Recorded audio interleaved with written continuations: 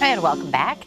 Women make up more than half the population of Canada, and yet the picture of our health remains incomplete. Symptoms of health issues often get misdiagnosed, which can lead to much larger impacts, not only on our health, but it also can impact families and entire communities. Okay, back with us this morning is Dr. Iris Gorfinkel, along with Amy Flood from the Women's Health Collective Canada. Good to see you both, and good morning. Morning. Thank you for having us. Well, thanks for being here. Dr. Gorfinkel, I want to start with you because you were on the front lines. So give us your interpretation. Why are so many women misdiagnosed when they go see their doctor? Hold my hand for a minute. Let's walk into an emergency room. You and I, right? So if you walk into an emergency room, we're women and we have fatigue. We're feeling a little nauseous. We know something's not right. We're up to 7 times at risk of being misdiagnosed. I want you to think about that. Our diagnosis could be heart attack. We're far more likely to present to the emergency room with symptoms that men don't have. So why are we so under-recognized for the problems we have?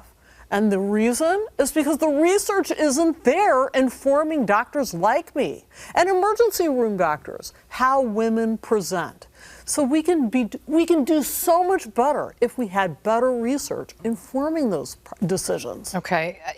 Amy, Iris gave us some numbers. You have even more numbers to back this up. Yeah, absolutely. So we just, in partnership with the McKinsey Health Institute, launched a first ever Canadian Women's Health Economic Impact Study for Canada. So this piece dives deep into the impact of women's health in Canada. So 24% of women are living longer than men and in poorer health than men. And, you know, those are during their extremely productive years. So, you know, from 20 to 70 years old.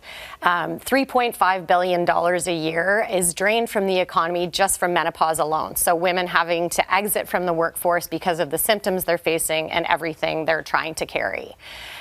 What this paper does highlight, though, is there's a huge opportunity. Investing in women's health research is a smart thing to do. It represents a $37 billion opportunity to the Canadian economy, and that's 3/4 of that is just through increasing workforce participation and women not kind of exiting from the workforce due to conditions like menopause, mental health, fertility, you know, postpartum depression, etc.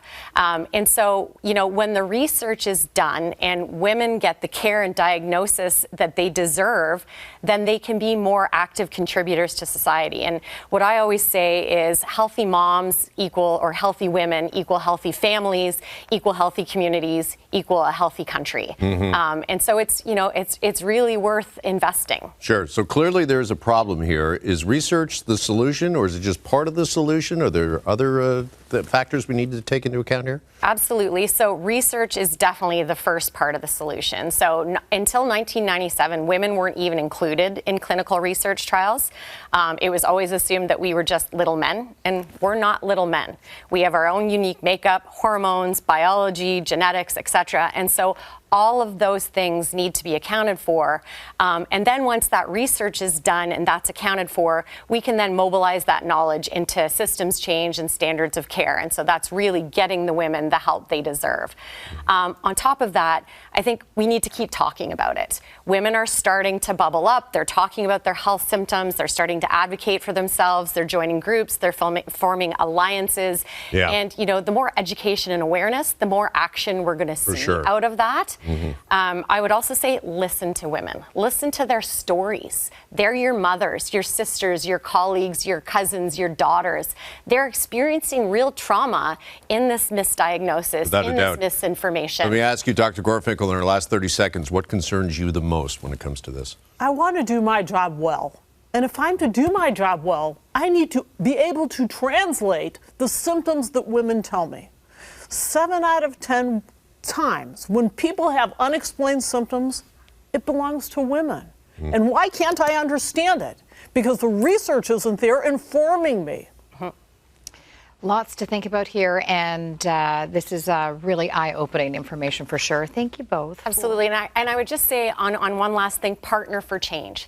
It's thanks to partners like the McKinsey Health Institute, who is making this data available, Desjardins Insurance, who is helping us raise education awareness, and our partners within our collective, so our research institutes, our hospital foundations, and our hospitals.